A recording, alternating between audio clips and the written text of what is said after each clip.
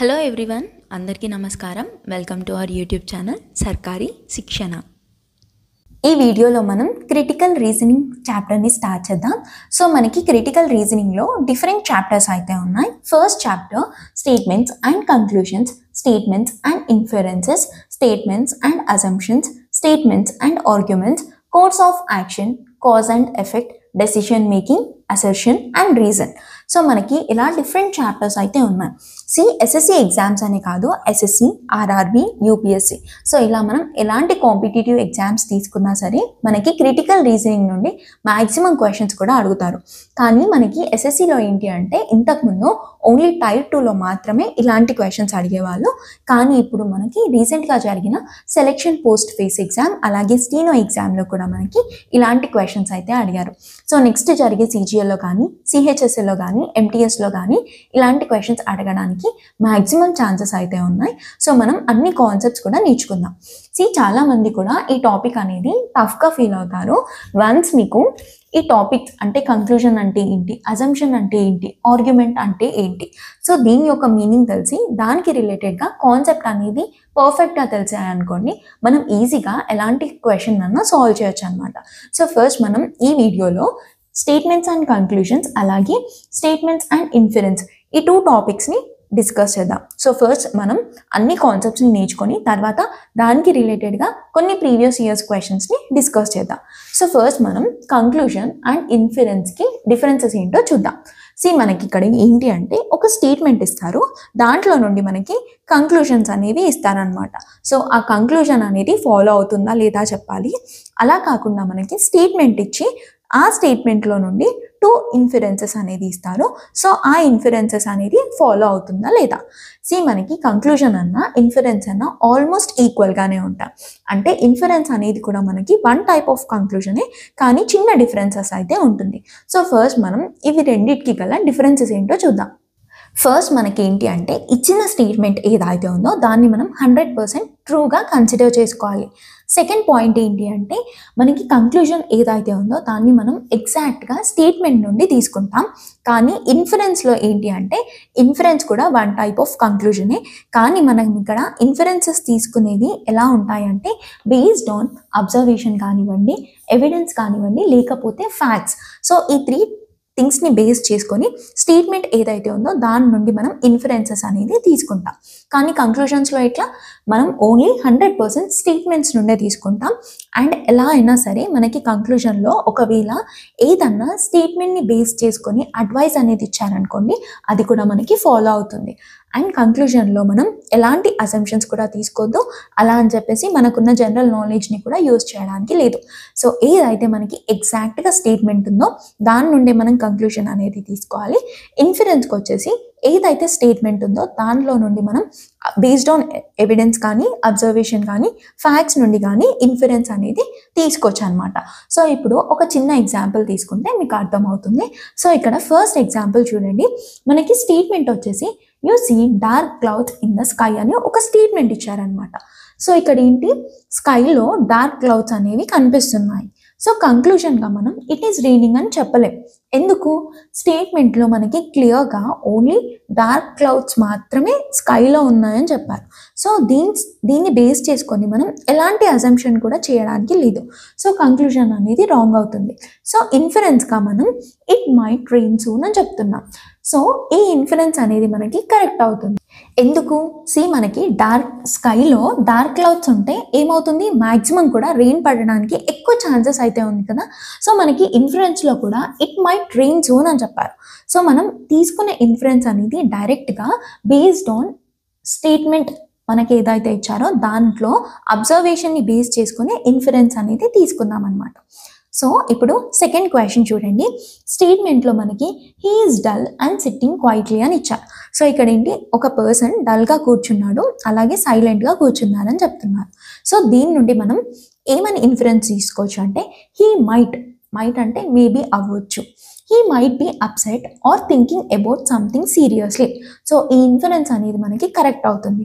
So ఈ inference అనేది మనం ఎలా తీసుకున్నాం, బేస్డ్ ఆన్ స్టేట్మెంట్ ఏదైతే తన ఫేషియల్ ఎక్స్ప్రెషన్ని కానివ్వండి ఆర్ఎల్స్ మన అబ్జర్వేషన్ని కానివ్వండి దాన్ని బట్టి మనం ఈ ఇన్ఫరెన్స్ అనేది తీసుకున్నాం. సో తను డల్గా కూర్చున్నాడు, సైలెంట్గా కూర్చున్నాడు అంటే దాని మీనింగ్ ఏమవ్వచ్చు, మేబీ తను అప్సెట్లో ఉండొచ్చు ఆర్ఎల్స్ ఏదన్నా విషయం గురించి సీరియస్గా ఆలోచించవచ్చు అనమాట. ఇదంతా కూడా మనం ఎగ్జాక్ట్గా స్టేట్మెంట్ని బేస్ చేసుకొని తీసుకున్నాం. సో ఇప్పుడు మనం ఫస్ట్ కంక్లూజన్ని బేస్ చేసుకొని కొన్ని క్వశ్చన్స్ అయితే సాల్వ్ చేద్దాం. ఫస్ట్ క్వశ్చన్ చూడండి. ఫస్ట్ క్వశ్చన్లో మనకి స్టేట్మెంట్లో ఎవ్రీ హాస్పిటల్ హ్యాస్ పేషెంట్స్ అని చెప్పారు. మీకు ఎప్పుడైనా సరే క్రిటికల్ రీజనింగ్లో కంపల్సరీ స్టేట్మెంట్ని మనం పర్ఫెక్ట్గా అనలైజ్ అనేది చేయాలి. సో అప్పుడే మనకి ఆన్సర్ అనేది అర్థమవుతుంది అనమాట. సో ఇక్కడ ఏంటి, మనకి ప్రతి హాస్పిటల్లో పేషెంట్స్ ఉన్నారని చెప్తున్నారు. సో కంక్లూషన్స్ చూడండి. Patients are available only in hospital. So ఇంకోటి గుర్తుపెట్టుకోండి. సో మేబీ మీరు ట్రిక్ అనుకోవచ్చు, ఏదన్నా అనుకోవచ్చు, ఓన్లీ, ఆల్, ఎవ్రీ. సో ఇలాంటి కొన్ని కీవర్డ్స్ ఉంటాయి కదా. సో ఎప్పుడన్నా సరే మనకి కంక్లూషన్స్, అజంప్షన్స్, ఆర్గ్యుమెంట్స్లో ఇలాంటి కీవర్డ్స్ ఉన్నప్పుడు మ్యాక్సిమం కూడా అది ఫాల్స్ అవ్వచ్చు అనమాట. సో ఇక్కడ మనం అబ్జర్వ్ చేస్తే ఎవ్రీ హాస్పిటల్లో పేషెంట్స్ ఉన్నారని మాత్రమే మనకి స్టేట్మెంట్లో ఉంది. కంక్లూషన్స్లో ఏమని చెప్పారు, పేషెంట్స్ అనేవాళ్ళు ఓన్లీ హాస్పిటల్లో ఉన్నారని చెప్పారు. ఇక్కడ ప్రతి హాస్పిటల్లో పేషెంట్స్ ఉన్నారని చెప్పారు, కానీ పేషెంట్స్ అనేవాళ్ళు ఓన్లీ హాస్పిటల్లో ఉన్నారని చెప్పేసి ఎక్కడ కూడా మనకి మెన్షన్ అయితే చేయలేదు. సో ఫస్ట్ కంక్లూజన్ అనేది ఫాల్స్ అవుతుంది. సెకండ్ కంక్లూజన్స్లో hospitals do not have patients. So statement ఏదైతే ఉందో దానికి కంప్లీట్గా సెకండ్ కంక్లూజన్ అనేది ఆపోజిట్గా ఉంది. సో ఇక్కడ ఏమని చెప్తున్నారు, హాస్పిటల్స్లో ఎలాంటి పేషెంట్స్ కూడా లేరని చెప్తున్నారు. సో మనకి సెకండ్ కంక్లూజన్ కూడా ఫాల్స్ అవుతుంది అనమాట. సో మనకి ఆప్షన్స్ అనేవి ఎలా ఇస్తారంటే ఓన్లీ కంక్లూజన్ 1 అనేది ఫాలో అవుతుందా, ఓన్లీ కంక్లూజన్ 2 ఫాలో అవుతుందా, బోత్ కంక్లూజన్స్ అనేవి ఫాలో అవుతాయా, either 1 or 2. So either meaning అంటే ఏంటి అంటే ఏదో ఒక్క ఆప్షన్ని మనకి కరెక్ట్ అవుతుంది అనమాట. నైదర్ 1 or 2 అంటే ఏ ఆప్షన్ కూడా కరెక్ట్ అవ్వదు. సో ఈ క్వశ్చన్కి మనకి కరెక్ట్ ఆన్సర్ వచ్చేసి ఆప్షన్ 5, నైదర్ 1 or 2. సెకండ్ క్వశ్చన్లో మనకి స్టేట్మెంట్ ఏమి ఇచ్చారంటే all hill stations have an echo point, P is a hill station. So మీకు ఎప్పుడన్నా సరే స్టేట్మెంట్స్లో ఆల్, సమ్ ఇలాంటి కీవర్డ్స్ ఉన్నాయనుకోండి, మీరు వెన్ డయాగ్రామ్ ద్వారా సాల్వ్ చేస్తే ఈజీగా మీకు ఆన్సర్ అనేది వస్తుందన్నమాట. సో ఇక్కడ ఏంటి, అన్ని హిల్ స్టేషన్స్లో ఎకో పాయింట్ అనేది ఉంది, అలాగే పి అనేది హిల్ స్టేషన్. సో పి అనేది మనకి హిల్ స్టేషన్ అని మెన్షన్ చేశారు. సో ఇప్పుడు కంక్లూజన్స్ ఏంటో చూద్దాం. కంక్లూజన్ 1 వచ్చేసి మనకి P has an echo point. So మనకి ఇక్కడ ఏమని చెప్పారు, అన్ని హిల్ స్టేషన్స్ కూడా ఎకో పాయింట్ ఉంది అని చెప్పారు. అలాగే పి అనేది మనకి హిల్ స్టేషన్. సో ఆటోమేటిక్గా మనకి పిలో P has an echo point అనేది కరెక్ట్ స్టేట్మెంట్ అవుతుంది. సో కరెక్ట్ కంక్లూజన్ అనేది అవుతుంది అనమాట. సో ఆప్షన్ 1 అనేది మనకి ఫాలో అవుతుంది. సెకండ్ దాంట్లో చూస్తే places other than hill stations do not have an echo point. So ఇక్కడ మనకి స్టేట్మెంట్లో ఓన్లీ హిల్ స్టేషన్స్ గురించి మాత్రమే మాట్లాడారు, వేరే ప్లేసెస్ గురించి మనకి ఎలాంటి ఇన్ఫర్మేషన్ కూడా ఇవ్వలేదు. సో అలాంటప్పుడు సెకండ్ కంక్లూజన్ అనేది మనకి ఫాలో అవ్వదు. సో ఒకవేళ హిల్ స్టేషన్స్ గురించి మాట్లాడితే మనకి ఆన్సర్ అనేది ఫాలో అవ్వచ్చు, కానీ ఇక్కడ మనకి వేరే ప్లేసెస్ గురించి మెన్షన్ చేశారు కాబట్టి సెకండ్ కంక్లూజన్ అనేది ఫాలో అవ్వదు. సో అప్పుడు ఆప్షన్ ఏమవుతుంది, ఓన్లీ 1 అనేది ఫాలో అవుతుంది అనమాట. ఇప్పుడు మనం థర్డ్ క్వశ్చన్ని చూద్దాం. సో థర్డ్ క్వశ్చన్లో మనకి the new government policy AIIMS to reduce carbon emission by 50% with in the next decade. So ఇక్కడ మనకి స్టేట్మెంట్ యొక్క మీనింగ్ ఏంటి అంటే ఏదైతే కొత్త గవర్నమెంట్ పాలసీ ఉందో అది మన కార్బన్ ఎమిషన్స్ని 50% రెడ్యూస్ చేయడానికి చూస్తుంది. ఎప్పటి వరకు, నెక్స్ట్ డికేడ్ వరకు. ఇక్కడ డికేడ్ అంటే మీనింగ్ ఏంటి, నెక్స్ట్ 10 years లోపు అని చెప్పేసి మీనింగ్ అనమాట. ఫస్ట్ కంక్లూజన్ చూడండి. ఫస్ట్ కంక్లూజన్లో మనకి the government will ban all the vehicles that run on fossil fuels immediately. So all అనే కీవర్డ్ ఉంది కదా, సో ఇది మ్యాక్సిమం కూడా రాంగ్ అవ్వడానికి ఛాన్స్ ఉంది. ఇక్కడ మనం స్టేట్మెంట్లో చూసుకుంటే ఎక్కడ కూడా మనకి వెహికల్స్ గురించి మెన్షన్ చేయలేదు. సో డైరెక్ట్గా మనకి ఆప్షన్ 1 అనేది రాంగ్ అవుతుంది అనమాట. సెకండ్ దాంట్లో మనకి the government will shut down all the coal fired power plants. మనకి ఇక్కడ స్టేట్మెంట్లో ఎక్కడ కూడా వెహికల్స్ గురించి కానీ పవర్ ప్లాంట్స్ గురించి కానీ మనకి మెన్షన్ చేయలేదు. కంక్లూజన్స్లో ఏంటి, మనకి ఎగ్జాక్ట్గా స్టేట్మెంట్లో ఏదైతే ఉందో దాని నుండే మనం కంక్లూజన్స్ అనేవి తీసుకుంటాం కదా. సో గవర్నమెంట్ అనేది కొత్త పాలసీ తీసుకుందనమాట. ఏమని, కార్బన్ ఎమిషన్స్ అనేది రెడ్యూస్ చేయడానికి. సో ఎక్కడ కూడా మనకి స్టేట్మెంట్స్లో వెహికల్స్ గురించి, పవర్ ప్లాంట్స్ గురించి మాట్లాడలేదు. సో ఆటోమేటిక్గా మనకి సెకండ్ కంక్లూజన్ కూడా రాంగ్ అవుతుంది. సో దీని యొక్క ఆన్సర్ ఏమవుతుంది, ఫిఫ్త్ ఆప్షన్ నైదర్ 1 or 2 అవుతుంది. నెక్స్ట్ క్వశ్చన్లో స్టేట్మెంట్ చూడండి, whole numbers are set of natural numbers along with 0. So ఇక్కడ ఏంటి, whole numbers is equal to natural numbers plus 0 అని చెప్పారు. సో కంక్లూషన్స్లో చూద్దాం, all natural numbers are whole numbers. So ఇక్కడ దీనికి వెన్ డయాగ్రామ్ అనేది చూసారనుకోండి, whole numbers are set of natural numbers and 0 కదా. సో హోల్ నంబర్స్లో మనకి న్యాచురల్ నంబర్స్ ఉంటుంది, అలాగే మనకి 0 కూడా ఉంటుంది. సో ఇప్పుడు కంక్లూషన్స్ని చూద్దాం, all natural numbers are whole numbers. So అన్ని న్యాచురల్ నంబర్స్ కూడా మనకి హోల్ నంబర్స్ అనేది కరెక్ట్ అవుతుంది. సో ఆప్షన్ 1 అనేది మనకి ఫాలో అవుతుంది. సెకండ్ ఆప్షన్లో మనకి all whole numbers are not natural numbers. So ఇక్కడ ఏమని చెప్తున్నారు, అన్ని హోల్ నంబర్స్ కూడా న్యాచురల్ నంబర్స్ అనేవి అవ్వవు. సో ఈ ఆప్షన్ కూడా మనకి కరెక్ట్ అవుతుంది. ఎందుకంటే హోల్ నంబర్స్లో ఓన్లీ న్యాచురల్ నంబర్స్ మాత్రమే కాదు, మనకి 0 కూడా ఉంటుంది. ఇక్కడ ఆల్ కాకుండా whole numbers are not natural numbers అంటే రాంగ్ అవుతుంది అనమాట. సో ఇక్కడ ఏంటి, హోల్ నంబర్స్ అనేవి న్యాచురల్ నంబర్స్, కానీ అన్ని హోల్ నంబర్స్ అనేవి నాట్ న్యాచురల్ నంబర్. సో ఇక్కడ మనకి 2 ఆప్షన్స్ కూడా ఫాలో అవుతాయి అన్నమాట. సో ఇప్పుడు మనం నెక్స్ట్ క్వశ్చన్ని చూద్దాం. నెక్స్ట్ క్వశ్చన్లో మనకి స్టేట్మెంట్లో this book Z is the only book which focuses its attention to the problems of poverty in India between 1950 to 1980. So ఇక్కడ ఏంటి, మనకి జెడ్ అనే ఓన్లీ బుక్. సో జెడ్ అనేది ఒక బుక్ ఉంది, అది ప్రాబ్లమ్స్ ఆఫ్ పావర్టీ ఇన్ ఇండియాలో between 1950 and 1980లో ఏవైతే మనకి పావర్టీ రిలేటెడ్ ప్రాబ్లమ్స్ ఉన్నాయో ఆ ప్రాబ్లమ్స్ అన్నీ కూడా మనకి ఒక జెడ్ అనే బుక్లో మాత్రమే ఉన్నాయని చెప్పేసి చెప్తున్నారు. సో ఇప్పుడు కంక్లూజన్స్ ఏంటో చూద్దాం. There was no question of poverty before 1950. So ఇక్కడ మనం ఓన్లీ 1950 and 1980 మధ్యలో ఉన్న పీరియడ్ గురించే మాట్లాడుతున్నాం.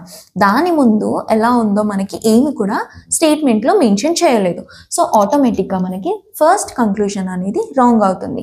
సెకండ్ కంక్లూజన్లో చూసుకుంటే no other book deals with poverty in India during 1950 and 1980. So చాలామంది ఇక్కడ కన్ఫ్యూజ్ అవుతారనమాట. సో నో అనేది మనకి కీవర్డ్ కదా, నో అదర్ బుక్ అన్నారు కాబట్టి ఈ ఆప్షన్ అనేది ఫాలో అవ్వదు అని చెప్పేసి, కానీ ఈ ఆప్షన్ అనేది మనకి కరెక్ట్ అవుతుంది. సో ఒక్కసారి మనం స్టేట్మెంట్ని మంచిగా అబ్జర్వ్ చేసామనుకోండి, మనకి జెడ్ అనేది ఓన్లీ బుక్ అని మెన్షన్ చేశారు వాళ్ళే. సో ఇక్కడ ఏంటి, ఏ అదర్ బుక్ కూడా మనకి పావర్టీ గురించి మాట్లాడట్లేదు బిట్వీన్ ద పీరియడ్ 1950 నుండి 1980 వరకు. సో ఆటోమేటిక్గా మనకి సెకండ్ కంక్లూజన్ అనేది ఫాలో అవుతుంది. సో ఇక్కడ ఆప్షన్ ఏంటి, ఓన్లీ కంక్లూజన్ 2 అనేది మాత్రమే ఫాలో అవుతుంది. మనం ఇక్కడ డిస్కస్ చేసిన 5 క్వశ్చన్స్ కూడా మనకి ఆర్ఆర్బీలో అలాగే ఎస్ఎస్సి సిజిఎల్ మెయిన్స్లో అడిగిన క్వశ్చన్స్. సో మనం ఇక్కడ కంక్లూజన్కి రిలేటెడ్గా ఉన్న కాన్సెప్ట్ నేర్చుకొని దానికి రిలేటెడ్గా కొన్ని ప్రీవియస్ ఇయర్స్ క్వశ్చన్స్ని సాల్వ్ చేశాం కదా. సో నెక్స్ట్ మనం ఇన్ఫరెన్స్కి రిలేటెడ్గా ఉన్న కొన్ని ప్రీవియస్ ఇయర్స్ క్వశ్చన్స్ని సాల్వ్ చేద్దాం.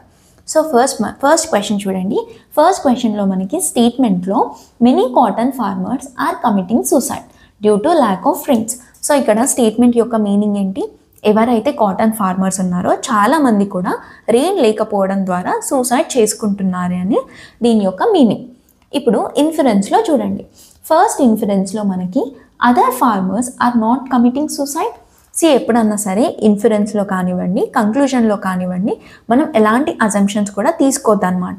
ఓన్లీ బేస్డ్ ఆన్ స్టేట్మెంట్ మాత్రమే మనం ఆన్సర్ అనేది తీసుకోవాలి. సో ఇక్కడ మనకి స్టేట్మెంట్లో ఓన్లీ కాటన్ ఫార్మర్స్ గురించే మాట్లాడుతున్నారు, వేరే ఫార్మర్స్ గురించి మనకి ఎక్కడ కూడా మెన్షన్ చేయలేదు. సో ఫస్ట్ ఆప్షన్ అనేది రాంగ్ అవుతుంది. సెకండ్ ఆప్షన్లో చూసుకుంటే cotton is dependent on rain. So ఇక్కడ ఏమని చెప్తున్నారు, కాటన్ ఫార్మర్స్ ఎవరైతే ఉన్నారో రెయిన్ లేకపోవడం ద్వారా సూసైడ్ చేసుకుంటున్నారు. సో దాని యొక్క మీనింగ్ ఏమవుతుంది, మనకి కాటన్ అనేది డైరెక్ట్గా రెయిన్ పైన డిపెండ్ అవుతుంది అని చెప్పేసి మీనింగ్ అనమాట. సో సెకండ్ ఇన్ఫరెన్స్ అనేది మనకి కరెక్ట్ అవుతుంది. సో ఇక్కడ ఏంటి, డైరెక్ట్గా కాటన్ అనేది రెయిన్ పైన డిపెండ్ అయిందని చెప్పేసి మెన్షన్ చేయలేదు, కానీ దీంట్లో ఉన్న మీనింగ్ ఏంటి, కాటన్ అనేది డైరెక్ట్గా రెయిన్ పైన డిపెండ్ అవుతుందని చెప్పేసి ఈ స్టేట్మెంట్ యొక్క మీనింగ్. సో సెకండ్ అనేది మనకి ఫాలో అవుతుంది. సెకండ్ క్వశ్చన్లో స్టేట్మెంట్లో in T20 match the number of runs scored by Indian team were 212 and out of this 160 runs were scored by spinners. So ఈ స్టేట్మెంట్ యొక్క మీనింగ్ ఏంటి, T20 మ్యాచ్ ఏదైతే ఉందో దాంట్లో ఇండియన్ టీమ్ యొక్క టోటల్ రన్స్ వచ్చేసి 212 అండ్ ఆ 212లో 160 runs అంతా కూడా ఓన్లీ స్పిన్నర్స్ మాత్రమే చేశారు. సో స్టేట్మెంట్లో మనకి స్పిన్నర్ యొక్క స్కోర్ ఏంటి, అలాగే ఇండియన్ టీమ్ యొక్క స్కోర్ ఏంటి అని మాత్రమే మెన్షన్ చేశారు. సో ఇప్పుడు ఇన్ఫరెన్సెస్ ఏంటో చూద్దాం. 10% of the Indian team consist of spinners. So ఇక్కడ ఎక్కడ కూడా స్పిన్నర్స్ ఎంతమంది అని చెప్పేసి మనకి మెన్షన్ చేయలేరు. సో ఫస్ట్ ఇన్ఫరెన్స్ అనేది రాంగ్ అవుతుంది. సెకండ్ ఇన్ఫరెన్స్లో the opening batters were spinners. So spinners వాళ్ళు ఓపెనింగ్ బ్యాటింగ్ చేశారా, సెకండ్ బ్యాటింగ్ చేశారా అని చెప్పేసి ఎక్కడ కూడా మెన్షన్ చేయలేరు. జస్ట్ వాళ్ళు మెన్షన్ చేసింది ఏంటి, ఇండియన్ టీమ్ యొక్క టోటల్ స్కోర్ 212, దాంట్లో 160 రన్స్ మాత్రమే స్పిన్నర్స్ స్కోర్ చేశారని మాత్రమే చెప్పారు. అంతేగాని స్పిన్నర్స్ ఎంతమంది ఉన్నారు, వాళ్ళు ఓపెనింగ్ బ్యాట్మన్స్ లేదా అని చెప్పేసి ఎక్కడ కూడా మెన్షన్ చేయలేదు. సో సెకండ్ ఇన్ఫరెన్స్ కూడా మనకి రాంగ్ అవుతుంది. నెక్స్ట్ క్వశ్చన్లో స్టేట్మెంట్ చూడండి, spirituality helps you lead a blissful life. ఇన్ఫరెన్స్లో ఏముంది, without the help of spirituality one cannot lead a blissful life. So ఇక్కడ ఏమని చెప్తున్నారు, ఎవరికైతే బ్లిస్ఫుల్ లైఫ్ ఉంటుందో వాళ్ళకి స్పిరిచువాలిటీ అనేది హెల్ప్ చేస్తుంది అని చెప్తున్నారు. అంతేగాని స్పిరిచువాలిటీ హెల్ప్ లేకపోతే కంప్లీట్గా బ్లిస్ఫుల్ లైఫ్ అనేది లీడ్ చేయము అని చెప్పేసి చెప్పలేదు. సో మనకి ఆటోమేటిక్గా ఫస్ట్ ఇన్ఫరెన్స్ అనేది రాంగ్ అవుతుంది. సెకండ్ ఇన్ఫరెన్స్లో spirituality can help bring peace of mind in an individual.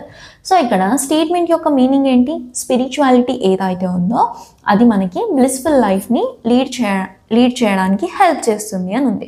So ఇక్కడ బ్లిస్ఫుల్ లైఫ్ యొక్క మీనింగ్ ఏంటి, ఒక పర్సన్కి పీస్ ఆఫ్ మైండ్ ఉండాలని చెప్పేసి బ్లిస్ఫుల్ లైఫ్ యొక్క మీనింగ్ కదా.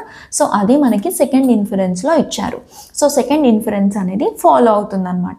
Spirituality can help bring peace of mind in an individual. So second inference అనేది మనకి ఫాలో అవుతుంది. ఫోర్త్ క్వశ్చన్లో చూద్దాం. స్టేట్మెంట్లో petrol or diesel prices are rising continuing to burn a hole in people's pocket. So ఇక్కడ మనకి 2 inferences అయితే ఇచ్చారు.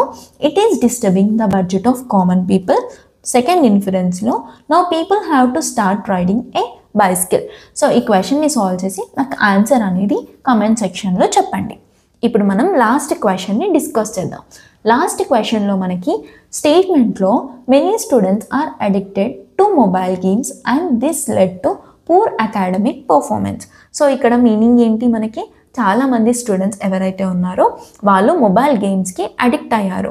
దానివల్ల ఏంటి, వాళ్ళకి తక్కువ మార్క్స్ అనేది వచ్చి పూర్ అకాడమిక్ పర్ఫార్మెన్స్కి రిజల్ట్ అనేది తీసుకుంది. సో దీని నుండి మనం ఇన్ఫరెన్స్ ఏది కరెక్ట్ అవుతుందో చూద్దాం. ఫస్ట్ ఇన్ఫరెన్స్లో many students are not paying attention to studies due to mobile games. So మనకి ఆల్రెడీ స్టేట్మెంట్లోని క్లియర్గా మెన్షన్ చేశారు కదా, ఏంటి వాళ్ళు పూర్ అకాడమిక్ పర్ఫార్మెన్స్ అంటే ఏంటి, వాళ్ళ స్టడీస్కి కాన్సన్ట్రేషన్ అనేది చేయలేకపోతున్నారు. దానికి రీజన్ ఏంటి, మనకి మొబైల్ గేమ్స్.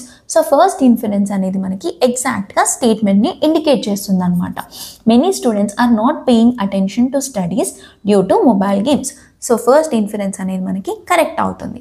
సెకండ్ ఇన్ఫరెన్స్లో it is only because of mobile games that students fails in the examination. So ఇక్కడ మనకి ఏమని చెప్తున్నారు, it is because of mobile games that student fail in examination అయితే కరెక్ట్ అవుతుంది. కానీ మనకి ఇక్కడ ఓన్లీ అనే కీవర్డ్ ఉంది. సో ప్రతి ఒక్క స్టూడెంట్స్ ఎవరైతే ఎగ్జామినేషన్లో ఫెయిల్ అవుతున్నారో వాళ్ళు ఓన్లీ మొబైల్ గేమ్స్ ఆడడం వల్లనే ఫెయిల్ అవుతున్నారా, లేదు, దానికి వేరియస్ రీజన్స్ అనేవి ఉండొచ్చు. సో సెకండ్ ఇన్ఫరెన్స్ అనేది మనకి ఇక్కడ రాంగ్ అవుతుంది. సో ఇక్కడ ఆన్సర్ ఏంటి, ఓన్లీ ఫస్ట్ ఇన్ఫరెన్స్ మాత్రమే ఫాలో అవుతుంది. సో మనం ఇన్ఫరెన్స్కి రిలేటెడ్గా కూడా కాన్సెప్ట్ నేర్చుకొని దానికి రిలేటెడ్గా ఉన్న ప్రీవియస్ ఇయర్స్ క్వశ్చన్స్ని కూడా సాల్వ్ చేశాం కదా. సో మనం ఈరోజు స్టేట్మెంట్స్ అండ్ కంక్లూషన్స్ అలాగే స్టేట్మెంట్స్ అండ్ ఇన్ఫరెన్స్ ఈ 2 టాపిక్స్ కూడా ఫినిష్ చేసేసాం. సో ఈ 2 టాపిక్స్ నుండి మీకు ఎలాంటి డౌట్ ఉన్నా సరే నాకు కమెంట్ సెక్షన్లో అడగండి. సో ఇదండి ఇవాళటి వీడియో. ఇలాంటి మరిన్ని వీడియోస్ కోసం సబ్స్క్రైబ్ టు సర్కారీ శిక్షణ. Please do like, comment, share and hit the bell icon for more such updates. Thank you so much for watching.